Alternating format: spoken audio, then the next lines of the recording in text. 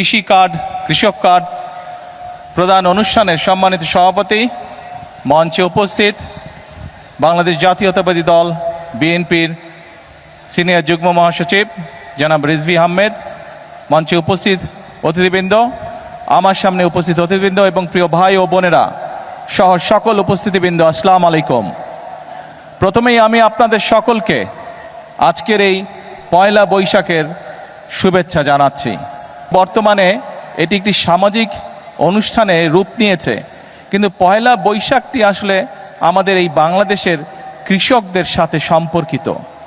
এই কৃষির ক্ষেত্রে হোক, ব্যবসা বাণিজ্যের ক্ষেত্রে হোক, কৃষকরা তাদের যে হিসাবের খাতা, এই খাতাটি নতুন করে খুলতেন, সেখান থেকে এই পয়লা বৈশাখটি এসছে, এই পয়লা বৈশাখের অনুষ্ঠানটি এসছে। এবং পয়লা বৈশাখের মূল বিষয়টি আমাদের কৃষক ভাইদের সাথে জড়িত, কৃষানী বোনদের সাথে জড়িত। সেই জন্যই আমরা কৃষক কার্ড প্রদানের যেই অনুষ্ঠান, আমাদের যেই কমিটমেন্ট, যেই প্রতিশ্রুতি আমরা এই দেশের মানুষের সামনে দিয়েছিলাম, সেটির আমরা আজকে উদ্বোধন ঘোষণা করলাম। বা সকল উপস্থিতিবৃন্দ, আমাদের লক্ষ্য হচ্ছে এই দেশের শতকরা 40% মানুষ কৃষির সাথে জড়িত। আমি, আপনি, আজকে আমরা যেখানে অতিথি হিসাবে আমরা যারা এখানে উপস্থিত আছে, মাঠে যত মানুষ উপস্থিত আছেন, এই মঞ্চে যত মানুষ উপস্থিত আছেন, আমি হয়তো সরাসরিভাবে কৃষির সাথে সম্পর্কিত নই, কিন্তু আমাদের পরিবারের কেউ না কেউ আছে যেই মানুষটি কৃষির সাথে সম্পর্কিত, সরাসরিভাবে এখনো সম্পর্কিত, আমাদের আত্মীয় স্বজন, পরিবার পরিজনের। অর্থাৎ বাংলাদেশে আমরা যত মানুষ আছি, প্রত্যেকটি পরিবার, 4 কোটি পরিবার আছে, প্রত্যেকটি পরিবারের কেউ না কেউ কৃষির সাথে সম্পর্কিত। অর্থাৎ এই দেশের প্রধান পেশাই হচ্ছে কৃষি। বাংলাদেশ জাতীয়তাবাদী দল বিশ্বাস করে, বর্তমান বাংলাদেশের মানুষের ভোটে নির্বাচিত বিএনপি সরকার বিশ্বাস করে যে এই দেশের কৃষক যদি সচ্ছল থাকে, এই দেশের কৃষক যদি বেঁচে থাকে, এই দেশের কৃষক যদি ভালো থাকে, তাহলে সমগ্র বাংলাদেশ ভালো থাকতে পারবে, সমগ্র বাংলাদেশের মানুষ ভালো থাকতে পারবে। আপনাদের ভোটে নির্বাচিত বর্তমান সরকারের লক্ষ্যই হচ্ছে কৃষককে আত্মনির্ভরশীল হিসাবে গড়ে তোলা, কৃষককে সচ্ছল হিসাবে গড়ে তোলা। সেই জন্যই এই কৃষক কার্ড আমরা দিয়েছি।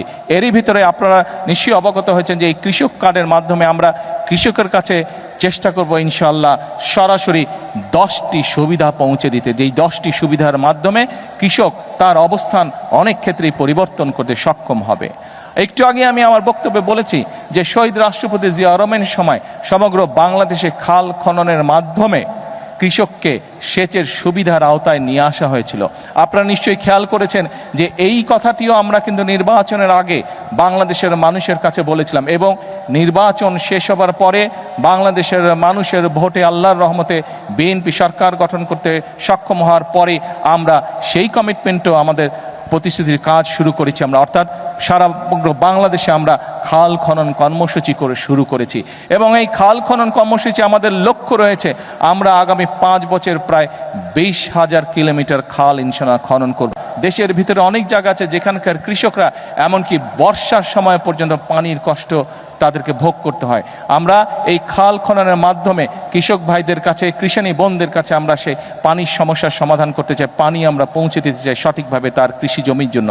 শুধু তাই নয়, এই খাল খনন করার মাধ্যমে আমরা, আমাদের লক্ষ্য উদ্দেশ্য হচ্ছে বন্যার সময় যে অতিরিক্ত বর্ষণ হোক বা হঠাৎ করে যে পানি চলে আসে সীমান্তের ওপার থেকে, এই সমস্যাগুলোকে যাতে আমরা ম্যানেজ করতে পারি, সেই পানিগুলোকে যাতে আমরা পরবর্তী সময়ের জন্য ধরে রাখতে পারি, সেই জন্য খাল খনন আমাদের একটি লক্ষ্য। আর আরেকটি সবচেয়ে বড় লক্ষ্য, বিগত 50 বছর ধরে কৃষক ভাইরা বলেন, মানুষ তার চাহিদার জন্য বলেন, আমরা ডিপ টিউবওয়েল বলেন ব্যবহার করতে করতে আমাদের মাটির নিচে যে পানি আছে সেই পানির স্তর অনেক নিচে চলে গিয়েছে, যা সামগ্রিকভাবে দেশ এবং মানুষের জন্য একটি ভয়াবহ ব্যাপার। যদি এই পানিও শেষ হয়ে যায় তাহলে প্রত্যেকটি মানুষ, এই দেশে বসবাসকারী প্রত্যেকটি মানুষ কষ্ট পাবে। সেজন্য খাল খননের মাধ্যমে, নদী খননের মাধ্যমে আমরা সেই আন্ডারগ্রাউন্ড ওয়াটার লেভেল যেটি আছে সেটিকে আমরা আস্তে আস্তে রিচার্জ করতে চাই, সেইটিকে আমরা আবার আগের অবস্থায় পুনরায় আমরা ফিরিয়ে আনতে চাই, সেটিও আমাদের লক্ষ্য এবং উদ্দেশ্য। বিশেষ করে যে সকল অঞ্চল, উত্তর অঞ্চল সহ টাঙ্গাইল সহ বাংলাদেশের যে সকল অঞ্চল কৃষি নির্ভরশীল এলাকা, সেই সকল অঞ্চলে আমরা যেমন কৃষক ভাইদের পাশে দাঁড়ানোর চেষ্টা করব, কিষানী বোনদের পাশে দাঁড়ানোর চেষ্টা করব। আমরা যেরকম কৃষিকে সহায়তা দেওয়ার চেষ্টা করব। একই সাথে আমাদের চেষ্টা থাকবে যে শুধু কৃষি পণ্য উৎপাদন করলেই হলো না, সেই সকল অঞ্চলে কিভাবে কৃষি পণ্যের সাথে সম্পর্কিত যে সকল কলকারখানা আছে সেগুলিও যাতে প্রতিষ্ঠিত করা যায়, যাতে কৃষক তার পণ্যের মূল্য আরও বেশি পেতে পারে, যাতে করে আমাদের কৃষিজাত পণ্য এগুলো যাতে বিদেশে আমরা রফতানি করতে পারি, সেই জন্য আমরা পদক্ষেপ গ্রহণ করব। এবং আপনারা নিশ্চয়ই অনেকেই, সকলে না হলে অনেকেই পত্রপত্রিকায় দেখেছেন, গতকালকে খবরে দেখেছেন যে আমি গতকাল বাংলাদেশের যে সকল ব্যবসায়ী এই কৃষিজাত পণ্যের ব্যবসার সাথে সম্পর্কিত, যাদের এরকম কৃষিজাত পণ্যের কলকারখানা আছে, তাদের সাথে বসলাম। প্রায় 4 ঘন্টা আমি তাদের সাথে বসেছি, তাদের সমস্যার কথা শুনেছি এবং অনেকগুলো সমাধানের চেষ্টা আমরা সরকারের পক্ষ থেকে আমরা চেষ্টা করেছি যে তাদের সমস্যার সমাধান, যাতে করে তারা আরও বেশি বিনিয়োগ করতে পারে, আরও বেশি মানুষকে সম্পর্কিত করতে পারে, আরও বেশি কৃষি পণ্য কৃষক ভাইদের কাছ থেকে কিনতে পারে এবং সেই সকল পণ্যকে ফিনিশ করার মাধ্যমে তারা বিদেশে রফতানি করতে পারে। তাতে করে একদিকে যেমন কৃষক ভাইদের সুবিধা হবে, একইভাবে দেশের জন্য আমরা মূল্যবান বৈদেশিক মুদ্রা পর্যন্ত আমরা অর্জন করতে সক্ষম হব। প্রিয় ভাই বোনেরা, প্রিয় কৃষক ভাইরা, কৃষানী বোনরা, আমরা জানি কৃষক ভাই বোনদের আরেকটি বিশাল সমস্যা রয়েছে। সেটি হচ্ছে অনেক কৃষক ভাই বোন ফসল উৎপাদন করে, অনেক ফসল আছে, যেমন এইখানে এই টাঙ্গাইলের আনারস বিখ্যাত। এই আনারস প্রচুর ফলে। আমাদের এই যে ফকির সাহেব আছে, ওনার স্বপন ফকির আছে, ওনার এলাকায় প্রচুর আনারস আছে, কিন্তু এই আনারসকে আমরা প্রিজার্ভ করে রাখতে পারি না, অর্থাৎ আনারসটা সিজনের পরেও যাতে আমরা রাখতে পারি সেটার জন্য কোল্ড স্টোরেজ বা সেরকম প্রক্রিয়াজাত কিছু নাই। এরকম অনেক দ্রব্য আছে বাংলাদেশে যেগুলোকে আমরা যদি প্রক্রিয়াজাত করে রাখতে পারি, কোল্ড স্টোরেজ করে রাখতে পারি, তাহলে কৃষক ভাইরা যেরকম ফসলটা যখন বেশি হয় তখন অনেক সময় দাম পায় না, কিন্তু আমরা যদি কোল্ড স্টোরেজে রাখতে পারি তাহলে কৃষক ভাইরা পরবর্তীতে দাম পায়। শুধু কৃষক ভাইরা দাম পায় না, একই সাথে মানুষও সিজনের পরেও সেই ফসলটির সুবিধা পায়, সেই ফল ফলাদি বলেন সেটি মানুষ খেতে পারে। সেই জন্য এরই ভিতরে আমরা বিদেশিদের সাথেও কথা বলেছি, বিভিন্ন দেশ উৎসাহী ইন্টারেস্টেড এই বিষয়ে আমাদেরকে সহযোগিতা করার জন্য। বাংলাদেশের অনেক ব্যবসায়ীরা তারা উৎসাহিত এই বিষয়ে পদক্ষেপ গ্রহণ করার জন্য।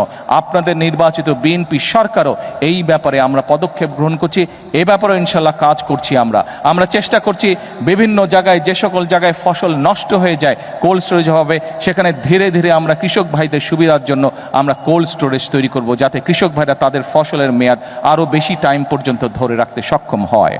প্রিয় ভাই বোনেরা, প্রিয় কৃষক ভাইরা, কিষানী বোনেরা, সকল উপস্থিতিবৃন্দ, প্রিয় ভাই বোনেরা, একটি কথা আজকে পরিষ্কারভাবে আপনাদের সামনে আমি তুলে ধরতে চাই।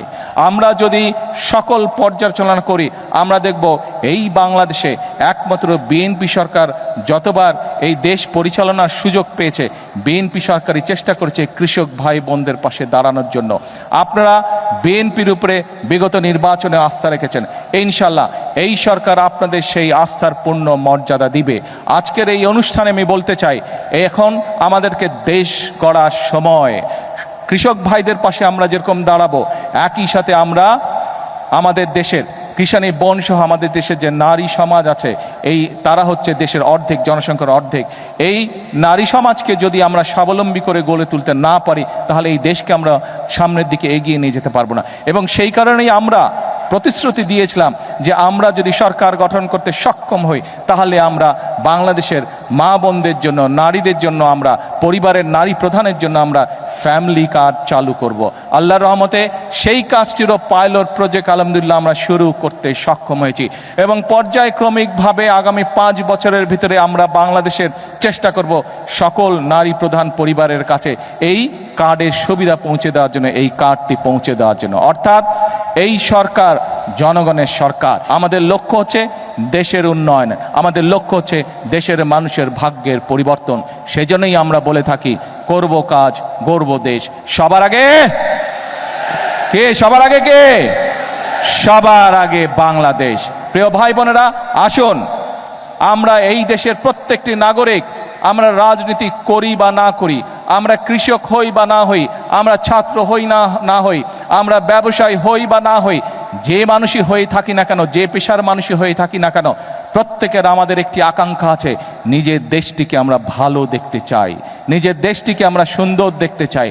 আমরা দেখতে চাই এই দেশের মানুষ নিরাপদে এই দেশে বসবাস করছে, এই দেশের মানুষ, এই দেশের সন্তানেরা এই দেশেই বড় হচ্ছে, স্বাচ্ছন্দ্যে বড় হচ্ছে, খেয়ে পড়ে ব্যবসা বাণিজ্য চাকরি বাকরি করে নিরাপত্তার সাথে বড় হচ্ছে। আমাদের লক্ষ্য সেটাই, আমরা জনগণকে সাথে নিয়ে চলতে চাই, জনগণকে পাশে রেখে চলতে চাই, জনগণকে সাথে নিয়ে সামনের দিকে বাড়তে চাই, দেশ গঠন করতে চাই। আজকে এই কৃষক কার্ড উদ্বোধন করার মাধ্যমে আবারও আমি বাংলাদেশের সকল শ্রেণী পেশা সমাজের সকল শ্রেণী পেশার মানুষকে আবারও দেশ গঠনের আমন্ত্রণ জানিয়ে আমার বক্তব্য শেষ করছি। আল্লাহ হাফেজ। বাংলাদেশ জিন্দাবাদ।